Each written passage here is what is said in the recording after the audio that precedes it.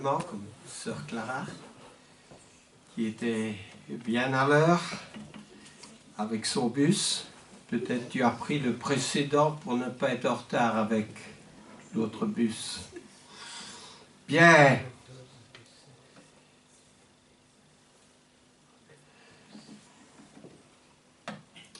Aujourd'hui, je voudrais parler de la fidélité. La fidélité. C'est un sujet important parce que nous sommes, d'une manière générale, peu fidèles. Alors, le monde attend de nous la fidélité. Quand mon frère Gloire travaille dans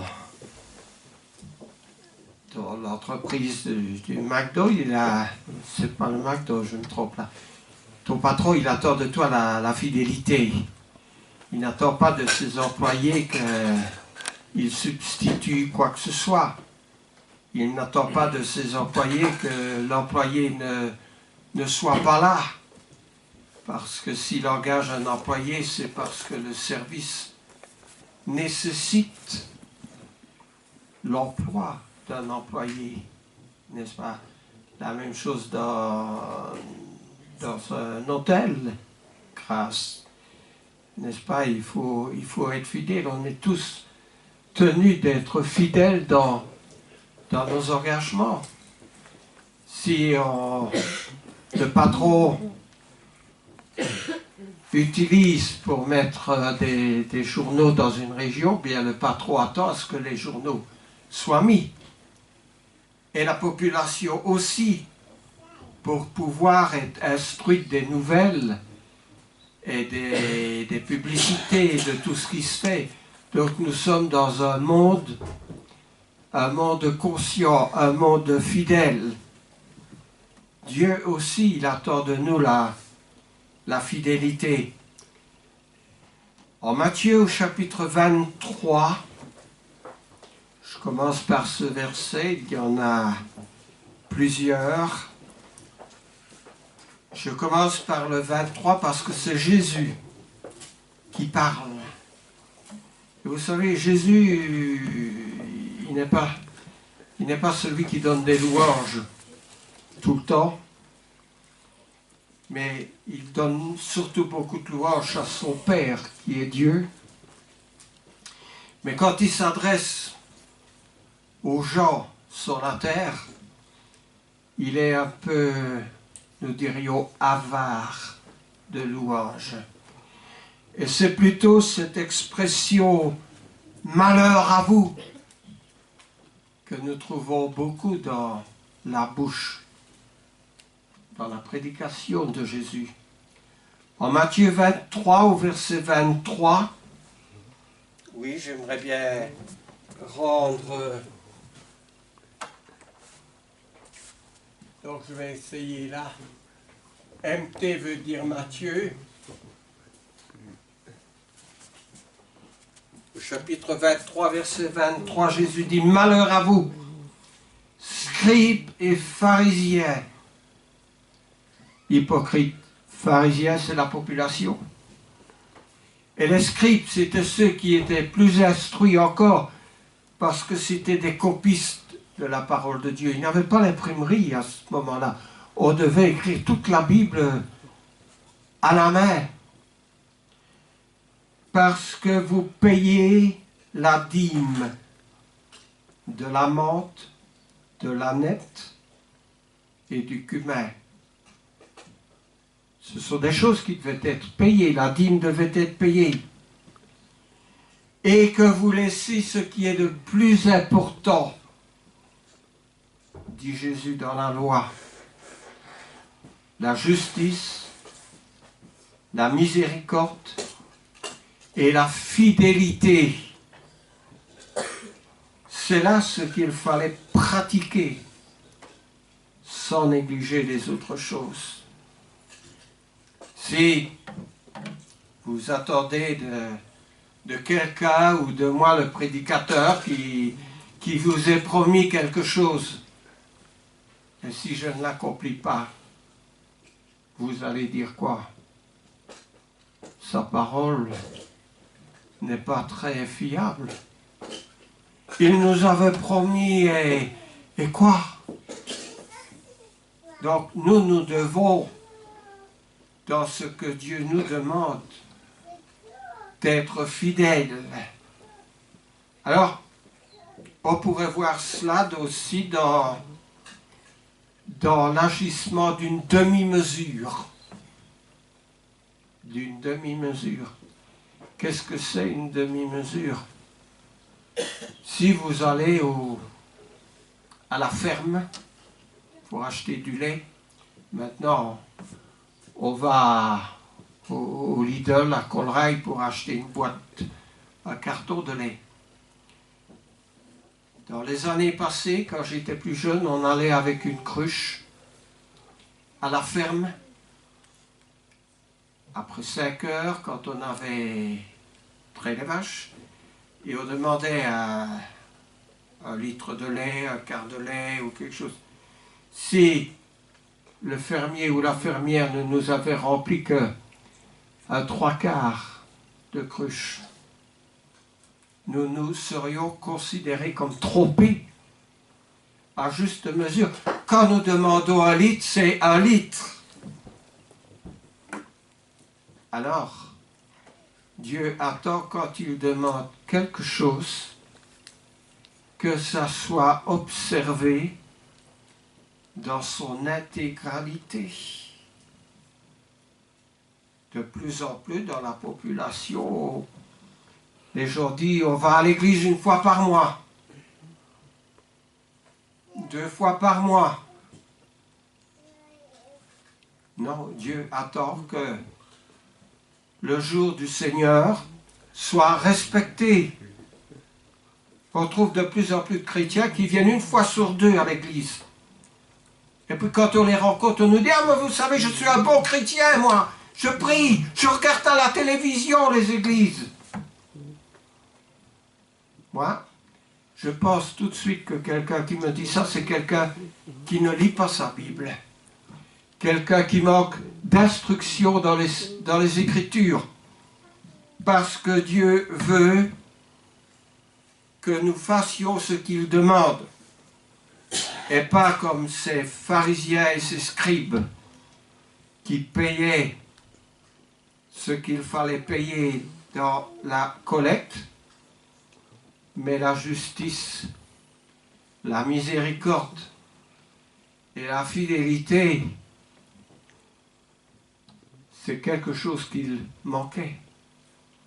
Et qu'est-ce que dit Dieu quand il manque quelque chose? Il dit « Malheur à vous ».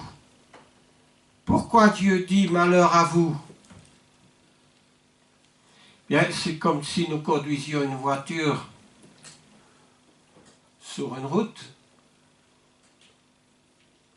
On est tenu de conduire sur la droite en Europe, sur la gauche en Angleterre. Et il faut respecter si on est trop souvent sur la ligne du milieu. Les nouvelles voitures vont déclencher un signal pour nous dire « Attention, remettez-vous sur votre bande ». Mais si on est sur la bande du milieu, malheur à vous, parce que s'il y a un accident, vous serez tenu pour responsable. Et peut-être votre vie aussi en dépend, n'est-ce pas? Et la même chose dans nos places, si nous ne faisons pas ce que nous sommes tenus de faire, notre patron va dire, eh bien merci beaucoup, allez voir ailleurs. Alors Dieu il dit, malheur à vous. C'est une prévenance, en quelque sorte. Alors, dans l'histoire de la Bible, dans le peuple de Dieu, il y a eu beaucoup d'incrédulité. Qu'est-ce que c'est l'incrédulité? Est-ce ne pas croire Dieu? Pas nécessairement, mais c'est ne pas faire ce que Dieu attendait. Et le peuple de Dieu n'a pas toujours fait ce que Dieu attendait. Mais quand l'apôtre Paul, dans la lettre qu'il écrit à l'église à Rome, en Romains au chapitre 3 et au verset 3, il dit « Et quoi ? Et quoi ? Si quelques-uns n'ont pas cru, leur incrédulité anéantira-t-elle la fidélité de Dieu ?» Est-ce que, parce qu'il y en a peut-être quelques-uns qui ne se produisent pas convenablement, Dieu nous dit « Ah ben vous savez, je ne serai pas là avec vous dimanche prochain. J'irai voir ailleurs. » Dieu est toujours fidèle dans toutes ses promesses. Et si quelques-uns ne croient pas, ça ne va pas changer. Dieu sera toujours là, il sera toujours fidèle, lui. On a vu beaucoup des gens qui sont souvent déçus. Et quand ils sont déçus, ben j'irai voir ailleurs. Dieu n'est jamais allé voir ailleurs que à l'intérieur de son peuple. J'ai encore deux passages là, je les tire de la parole de Dieu. L'apôtre Paul, il écrit aux Galates. C'est après les Corinthiens, ce sont les Galates. Qui étaient les Galates? Les Galates, c'était des gens qui habitaient le nord de la Turquie. C'était des descendants des Gaulois. N'oublions pas que nous étions des Gaulois à l'époque des Romains. Et les Gaulois sont allés s'installer là-bas. L'apôtre Paul est allé leur prêcher. Et il prêche, l'apôtre Paul, aux Galates, sur ce qui est les œuvres de la chair et les fruits de l'esprit. Or, il dit que, en Galates au chapitre 5 et au verset 22, le fruit de l'esprit est aussi la fidélité. Mais le fruit de l'esprit, dit-il, c'est l'amour, la joie, la paix, la patience, la bonté, la bienveillance, la fidélité, la douceur, la tempérance. Un peu plus loin, nous allons parler de la fidélité dans le mariage.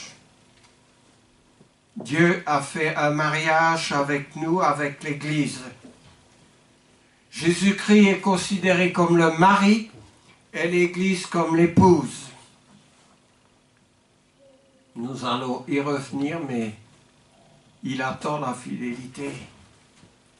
Nous ne voudrions pas voir nos parents un jour devoir aller dans la rue de Liège pour visiter maman et dans la rue d'Orzival pour aller visiter papa. Ce ne serait pas à notre goût. Mais nous allons y revenir. En 1 Samuel, là nous allons dire ça brièvement, l'Éternel rendra à chacun selon sa justice et selon sa fidélité. Alors ce qui est intéressant de considérer, ce sont des prières. Dans la Bible, nous avons tous besoin de prières. Et hier, je me suis attardé sur deux prières. La prière de Salomon et la prière d'Esdras. C'étaient deux grands hommes. Salomon était le fils de, avec qui va le dire, de David. Et Esdras, qui était-il? Eh bien, Esdras et Néhémie, ceux qui ont ramené le peuple en Israël depuis Babylone, n'est-ce pas? Et qui ont reconstitué l'adoration en Israël. Eh bien, leurs prières sont un peu longues. Mais leurs prières, ce n'est pas seulement « Seigneur, je veux ceci, je veux ça, encore ça et encore ça. Amen. » C'est un peu ce que sont nos prières aujourd'hui. Elles sont courtes à côté des prières que nous trouvons des hommes de Dieu dans la Bible. Parce que les hommes de Dieu, ils rendaient des louanges à Dieu avant de demander quelque chose pour eux, n'est-ce pas? Dans leurs prières, on voit une chose, c'est qu'ils ont une parfaite connaissance des choses de Dieu, de la parole de Dieu. Et ils remercient Dieu, ils louent Dieu pour ce qui est arrivé, pour la fidélité de Dieu, etc., etc. Quand nous nous adressons à quelqu'un, même si nous avons à faire quelques reproches à la personne, il est utile de commencer par quelques louanges envers la personne avant d'attaquer cette personne directement. Dieu a besoin que nous soyons dans une véritable conversation. Il est le roi des rois, il est Dieu, il est le Créateur, il est notre Père. Donc, essayons de nous adresser d'une manière polie à notre Dieu. Quand Jésus nous donne le modèle de la prière sacerdotale, je ne sais pas si vous avez déjà très bien examiné la prière que Jésus nous donne comme modèle. Et il y a 9 choses dans cette prière que Jésus nous donne comme exemple. Jésus ne nous dit pas de répéter les mêmes paroles que lui, mais il dit, voici comment vous devez prier. C'est un modèle de prière. Il y a 9 choses. Les 6 premières choses concernent la glorification à Dieu. Notre Père céleste. Et puis il commence, que ton nom soit sanctifié, que ton règne arrive, etc. Avant de demander la première chose, donne-nous notre pain quotidien. Pardonne nos offenses comme nous devons pardonner à ceux qui nous ont offensés. Ne nous induis pas dans la tentation, mais ces choses viennent en queue après avoir glorifié Dieu. Apprenons à parler. Quand nous écrivons une lettre pour obtenir de l'emploi, ou peut-être une lettre à un ministre, à un roi, à un député ou à un bourgmestre, nous avons besoin d'une manière de nous adresser à lui, n'est-ce pas? Et cette manière s'appelle quoi? Le respect. Adressons-nous respectueusement. Eh bien, à Dieu, c'est la même chose. Adressons-nous respectueusement. Je reviens à un exemple. La prière de Salomon, c'est en 1 Roi, chapitre 8. Je vais écrire ça.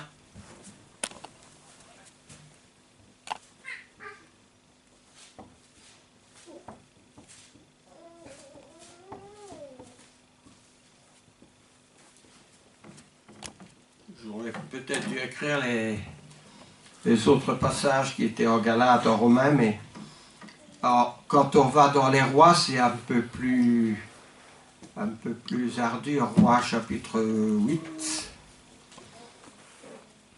Il faut que nous apprenions aussi à manipuler notre Bible. Peut-être au départ, nous avons besoin d'onglets pour aller rechercher. Après, ce sera automatique.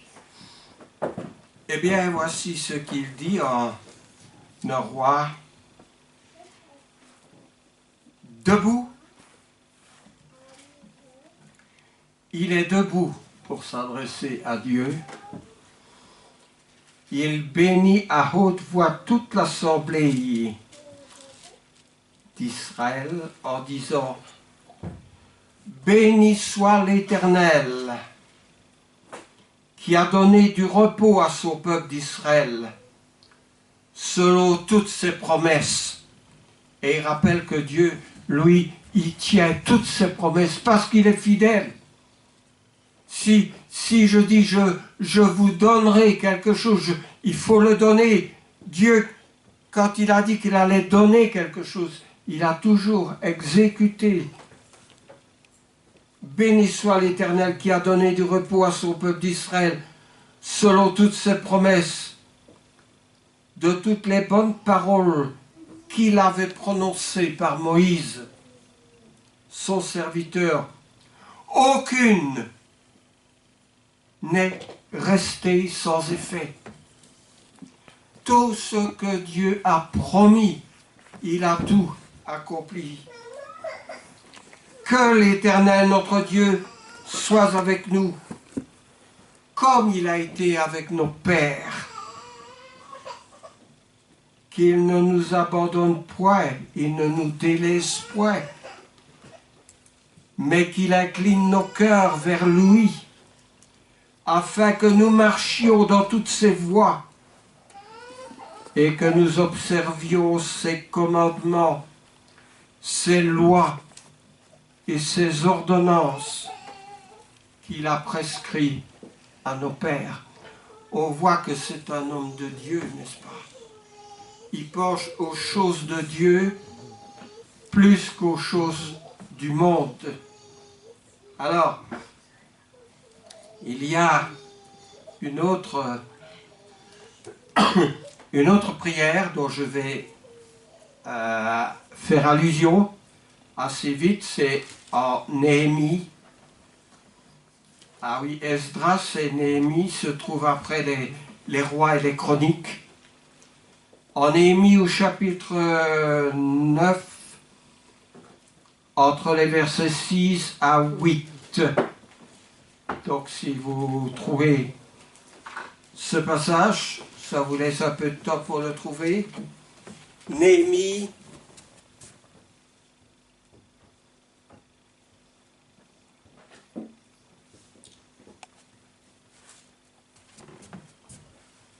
Alors, je lis.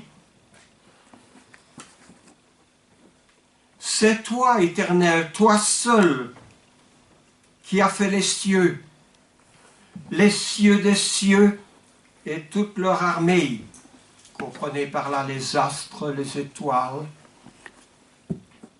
la terre et tout ce qui est sur elle, les mers et tout ce qu'elles renferment. Les mers. Tu donnes la vie à toutes ces choses, et l'armée des cieux se prosterne devant toi. Regardez comment l'introduction de la prière d'Esdras, n'est-ce pas?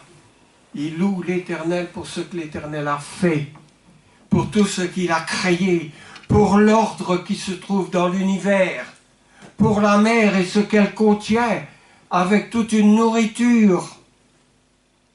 C'est toi, Éternel, qui as choisi Abraham, et qui l'a fait sortir d'Ur en Chaldée, et qui lui a donné le nom d'Abraham.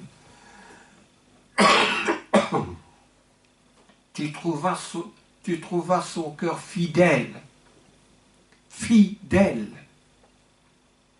devant toi. Tu fis alliance avec lui et tu promis de donner à sa postérité le pays des Canéens, des Hétiens, Amoriens, Phérésiens, Jébusiens, Girgusiens. Et tu as tenu ta promesse. tu as tenu ta parole, car tu es juste. Il y a tout un chapitre qui concerne la prière, mais regardez, je suis sûr que Esdras est tout à fait prêt d'obtenir ce qu'il demanderait, parce que sa manière de s'adresser à Dieu est parfaite, n'est-ce pas? Il loue Dieu pour sa création, il loue les personnages de la parole de Dieu, Abraham, la justice de Dieu, tout ce qui a été fait avant des choses qui pourraient le concerner personnellement, ou même la nation. Ça transpire, n'est-ce pas, le respect, comme une fleur. Il y a des fleurs magnifiques comme les mimosas, les roses ou d'autres. Quand vous vous approchez, vous êtes embaumé par un parfum.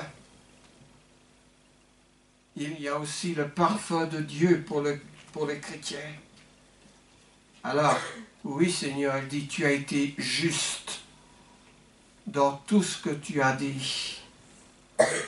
Notre Dieu est fidèle et sa parole n'est pas le oui et le non. Ah, j'aimerais bien donner l'accent là-dessus, c'est l'apôtre Paul quand il s'adresse aux Corinthiens, aux gens de Corinthe. Corinthe était un port sur la Méditerranée, une grande ville, et comme dans toutes les villes où il y a des ports, il y a beaucoup de choses qui se passent, des mauvaises choses et des bonnes choses. La bonne chose, c'était l'Église qui était dans cette ville. En 2 Corinthiens, au chapitre 1, on y vient, entre les versets 18 à 21.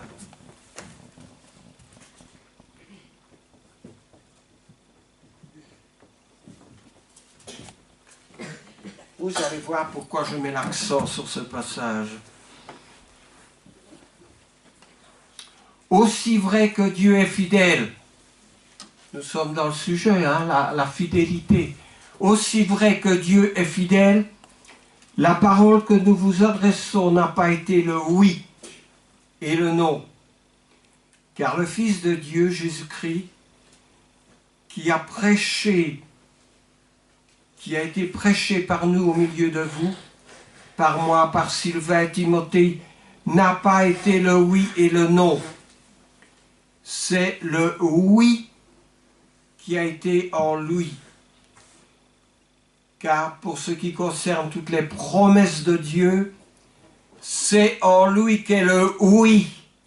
C'est pourquoi encore l'Amen par lui est prononcé. Par nous la gloire de Dieu. Et celui qui nous a fermis avec vous en Christ et qui vous a, ouais, c'est Dieu. Le oui et le non. Alors, je vais mettre oui et le non. Si on voit. Eh bien, Dieu, il est le oui. Dieu nous a donné une doctrine, un exemple, une église. La doctrine de Dieu, c'est sa parole, c'est sa volonté. C'est ce que Dieu veut que nous fassions.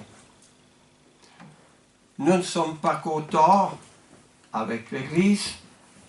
On n'est pas content avec le frère Jean-Pierre. On n'est pas content avec une sœur.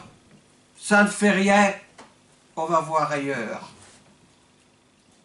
On ne fait pas attention ailleurs.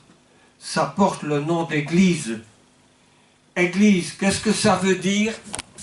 Église, c'est le mot.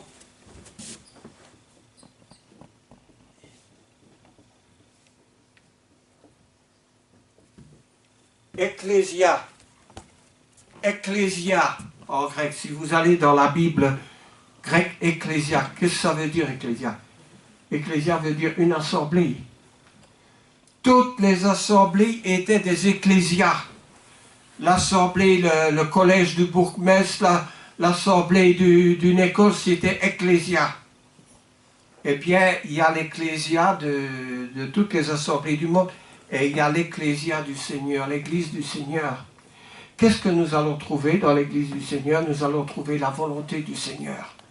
Nous allons trouver les choses que le Seigneur demande et les choses que nous devons faire.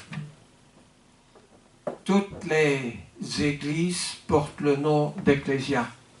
Il y a des doctrines différentes. Il y a des églises avec la doctrine de Christ qui est respectée, et il y a des églises des hommes. Vous trouvez toutes sortes d'églises, même jusqu'à l'église ecclésia de Satan. Il y a des églises de Satan. Alors, on va dans une autre église. Est-ce qu'on s'enquiert si la volonté du Seigneur est respectée? Si on baptise pour la rémission des péchés, pour obtenir le don de Saint-Esprit, c'est important. Est-ce qu'on fait attention dans une église? Le Seigneur dit que les femmes doivent garder le silence. Le Seigneur nous dit que nous devons prendre la Sainte Seine tous les dimanches. Le Seigneur nous dit beaucoup de choses. On n'est pas content, on va dans une église, pour autant qu'elle porte le nom d'église, pour autant que les gens s'adressent à l'être tout-puissant, elles s'adressent toutes à l'être tout-puissant. L'église de Satan s'adresse au prince de ce monde, qui est très puissant aussi, qui est Satan. Mais il est important de regarder la doctrine du Seigneur, parce que le Seigneur, ce n'est pas le oui et le non. Le Seigneur, c'est le oui. Et nous devons apprendre à être le oui.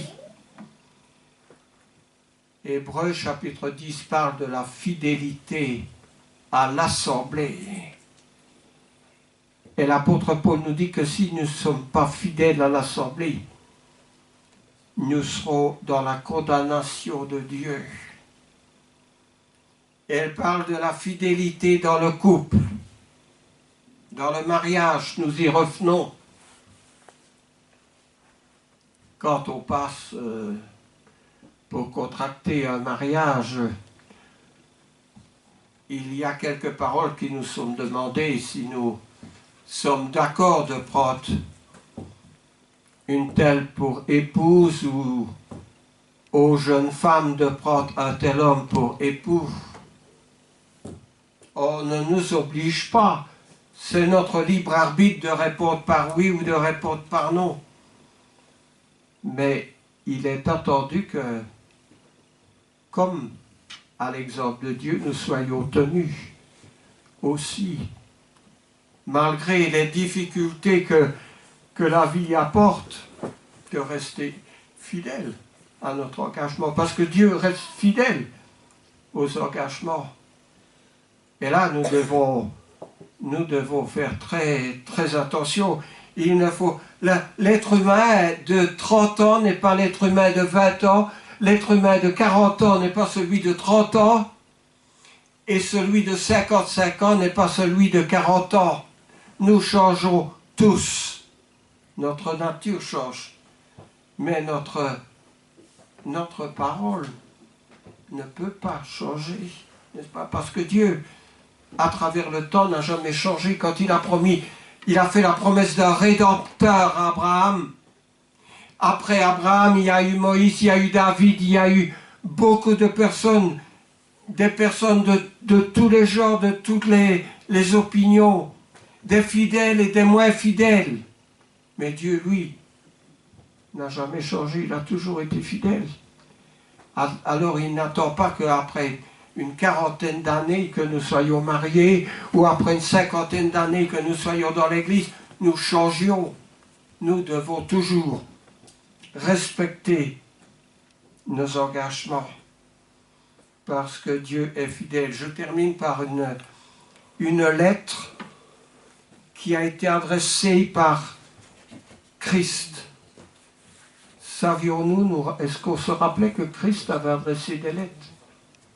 Dans le livre de l'Apocalypse, il y a 7 lettres venant de Jésus qui sont adressées à 7 églises différentes. Et la deuxième lettre qu'il a adressée est à une église qui porte le nom de l'assemblée de Smyrne. Smyrne était une ville. Alors c'est dans l'Apocalypse au chapitre 2, et je vais terminer avec ça, Apocalypse 2, 8 à 11. Ça nous laisse le temps de trouver. Je lis Apocalypse 2, écrit à l'église de Smyrne. Voici ce que dit le premier et le dernier, celui qui était mort et qui est revenu à la vie. Il s'agit bien de Christ là, n'est-ce pas? Je connais ta tribulation et ta pauvreté, bien que tu sois riche spirituellement. Et les calomnies de la part de ceux qui se disent juifs et qui ne le sont pas, mais qui sont une synagogue de Satan. Et pourtant, les Juifs, ils priaient Dieu, n'est-ce pas? Ils faisaient des choses qui se trouvent dans l'Ancien Testament. Ils sont appelés une synagogue de Satan. Alors, il dit, ne crains pas ce que tu vas souffrir. Voici le diable jettera quelques-uns de vous en prison, afin que vous soyez éprouvés, et vous aurez une tribulation de 10 jours. Et qu'est-ce qu'il dit après les avoir prévenus de leurs difficultés? Qu'est-ce qu'il dit? Sois fidèle. Sois fidèle. Sois fidèle. Un petit peu. Sois fidèle un tout petit peu. Jusqu'à la mort. Sois fidèle jusqu'à la mort. Sois fidèle jusqu'à la mort. Et je te donnerai... Quoi? La couronne de vie. La couronne de vie, n'est-ce pas? Il nous promet la couronne de vie. Une couronne, on donne une couronne au vainqueur, n'est-ce pas? Qui a gagné une course. Alors, de la part de Jésus-Christ, moi je suis seulement le serviteur de l'Éternel. Et il ne faut jamais m'appeler mon révérend ou jamais me donner un titre. Je n'ai pas droit à ce titre. Il y a des titres qui sont réservés à Dieu et à Dieu seul. Mais soyons fidèles jusqu'à la mort. Et la récompense, vous ne pouvez pas vous imaginer la récompense, comment elle va être grande dans les cieux. Alors, comme Jésus a dit à Thomas, heureux ceux qui n'ont pas vu et qui croiront. Alors moi, je préfère me trouver du côté de ceux qui croient et qui n'ont pas vu. N'est-ce pas? Parce que je n'ai rien à perdre, mais j'ai tout à gagner. Alors, allons-y, ensemble. Continuons. Les temps sont durs, mais continuons. Amen. Amen.